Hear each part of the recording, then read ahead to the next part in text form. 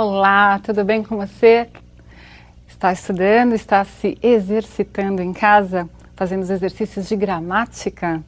Bom, vamos continuar a aula sobre verbos. Hoje falaremos sobre o imperativo, falaremos sobre a formação de tempos a partir de um tempo chamado primitivo e vamos também falar das vozes verbais, ou seja, vamos flexionar o verbo, tal qual nós vimos na semana passada.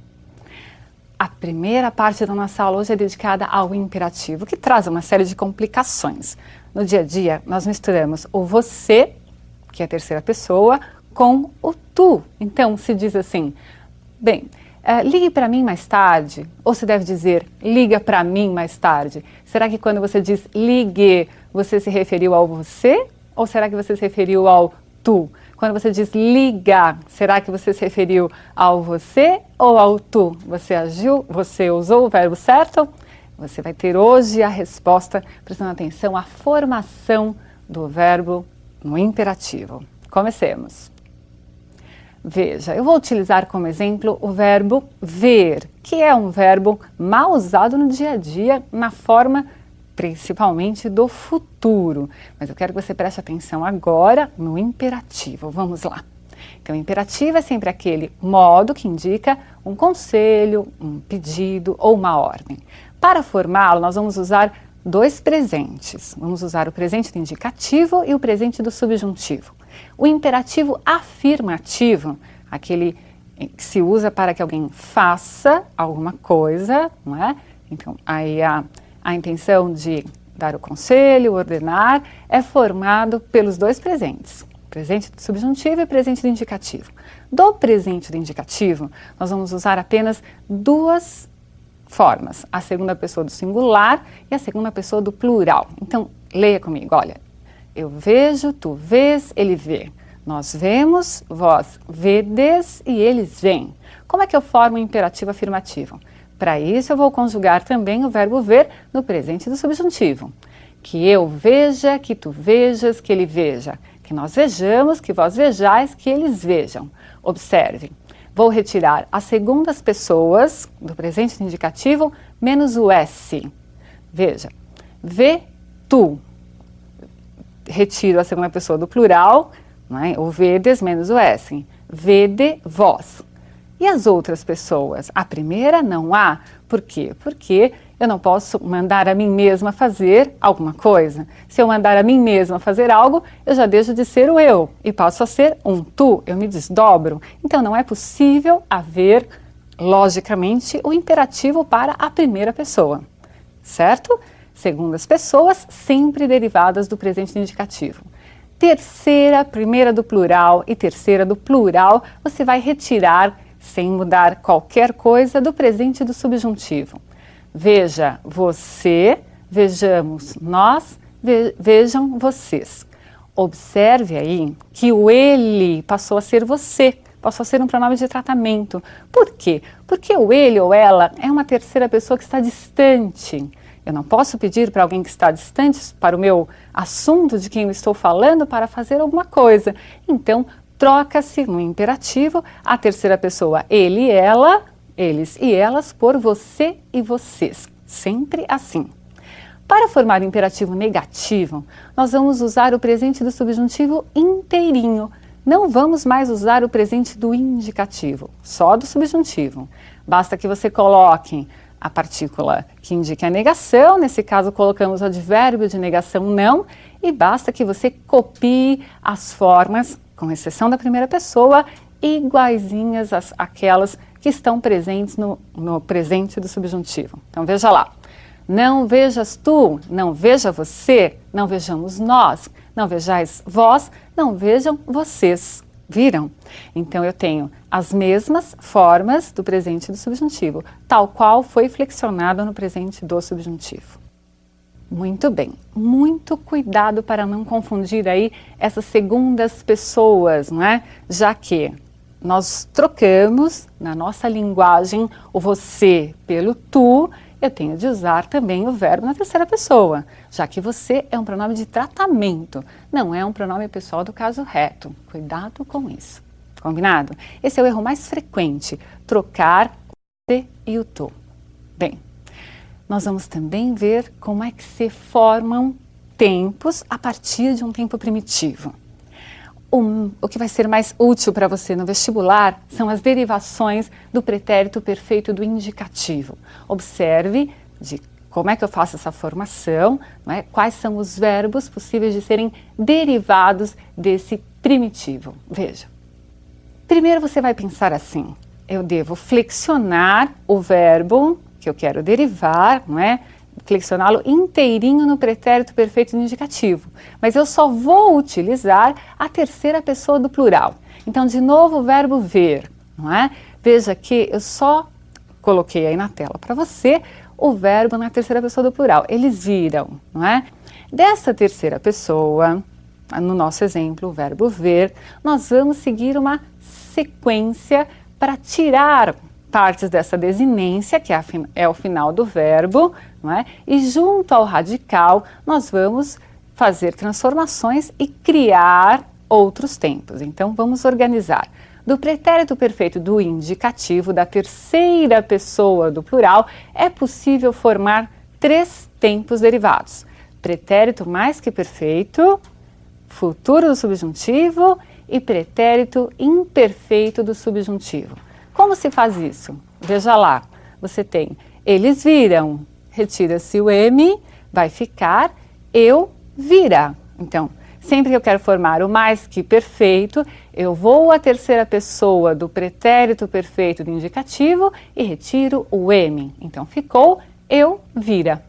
Retire o AM menos o AM, a desinência do viram. Você está, veja, tirando partes. Você vai formar o futuro do subjuntivo.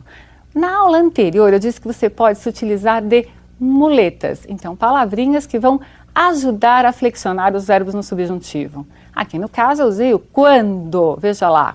Quando eu vir a minha amiga, darei o recado. Veja que não é quando eu ver a minha amiga, é quando eu vir, quando eu a vir. Tudo bem? Tiramos o AM e formamos o futuro do subjuntivo. Agora, o pretérito imperfeito do subjuntivo. A terminação desse tempo, nesse modo, no subjuntivo, é sempre o C, SSE. Então, nós vamos tirar agora o RAM, tiramos primeiro o M, depois AM e agora o RAM e vamos acrescentar essa desinência própria do imperfeito do subjuntivo. Então, ficou lá. Se eu visse sua amiga, eu teria dado recado, não é? Então, vejam que é aquela história da possibilidade do modo subjuntivo, sobre a qual nós já conversamos, mas observe como se formou essa pessoa, não é? Como se formou esse tempo. Eu só usei a primeira pessoa, porque a partir dela, certamente, você consegue continuar as flexões. Percebeu, então, de uma única pessoa, a terceira pessoa do pretérito perfeito do indicativo, nós formamos 3 tempos verbais. 1 do modo indicativo e 2 do modo subjuntivo, certo? Você entendeu, eu tenho certeza, e você deve se exercitar para fixar essas flexões, não é? E saber utilizá-las. Muito bem. Vejamos agora outra flexão, que é a da voz verbal. Veja lá para que serve essa voz e quais são as possibilidades. Voz é a forma assumida pelo verbo para indicar a relação entre ele, verbo, e o sujeito. Há 3 vozes verbais. Quais são essas vozes? Voz ativa, o presidente sancionou a lei. Veja, o verbo em relação ao sujeito está indicando que esse sujeito pratica a ação verbal. É um sujeito agente, é aquele sujeito fazedor da ação verbal. A voz pode ser também passiva, e há 2 tipos de passiva, a passiva analítica e a passiva sintética. O que difere uma da outra é a estrutura, mas ambas trazem o sujeito paciente, aquele sujeito que não faz a ação verbal. Por isso que é errado dizer o sujeito é sempre aquele que pratica a ação. Veja, eu tenho um sujeito aqui que não está praticando, que é paciente. A lei foi sancionada pelo presidente. Quem fez a ação foi o presidente, mas eu estou falando sobre a lei. Então, a lei é o meu sujeito paciente. Mas para formar essa voz passiva, nós acrescentamos um verbo que é chamado de auxiliar. Normalmente é o verbo ser ou o verbo ter. E o verbo que vai ser necessariamente transitivo direto ou transitivo direto e indireto, é colocado no particípio, naquela forma que você já conhece, terminada em ado ou ido, ou chamado particípio irregular. Por exemplo, qual é o particípio de fazer? Não é fazido, mas é feito. Então, ou o particípio é regular ou ele é irregular. Muito bem. A outra voz passiva é a passiva sintética.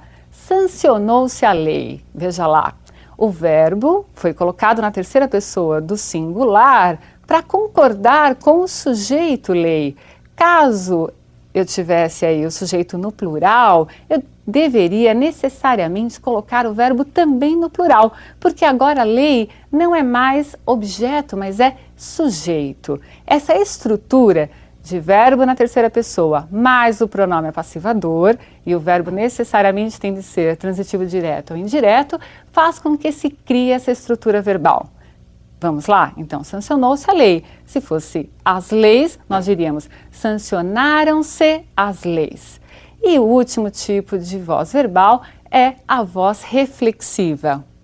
Júlia cortou-se acidentalmente. Ela cortou a si mesma, ela cortou ela mesma. Então eu tenho aí um sujeito que pratica a ação verbal e está também recebendo a ação verbal. Mas quando ele recebe, ele está sendo representado por um pronome. Esse pronome é chamado reflexivo. E esse pronome reflexivo assume a função sintática de objeto. Ela cortou o quê? Cortou ela mesma, cortou a si mesma. Há também a reflexiva chamada reflexiva recíproca. Na reflexiva recíproca, nós temos mais de um sujeito que faz e recebe a ação verbal. Observe o exemplo. Júlia e Leonardo deram-se as mãos. Um deu a mão para o outro. Então, eu tenho aí a reciprocidade. O se, que é o pronome reflexivo, assume a função também aí de objeto. Às vezes o objeto é direto ou indireto, dependendo, obviamente, da transitividade verbal, não é? Então eu tenho aí, deram o quê? As mãos, objeto direto. Deram a quem? A si próprios, entre si, objeto indireto. Muito bem. 3 então são as vozes verbais, você percebeu quais são as diferenças? Sujeito agente, voz ativa. Sujeito paciente, voz passiva, não é? Dividida em passiva analítica e sintética, estruturas diferentes. E temos aí a voz reflexiva, que pode ser também reflexiva recíproca. Entendido? Queridos, continuem estudando, praticando a gramática. Um grande abraço e até a próxima aula.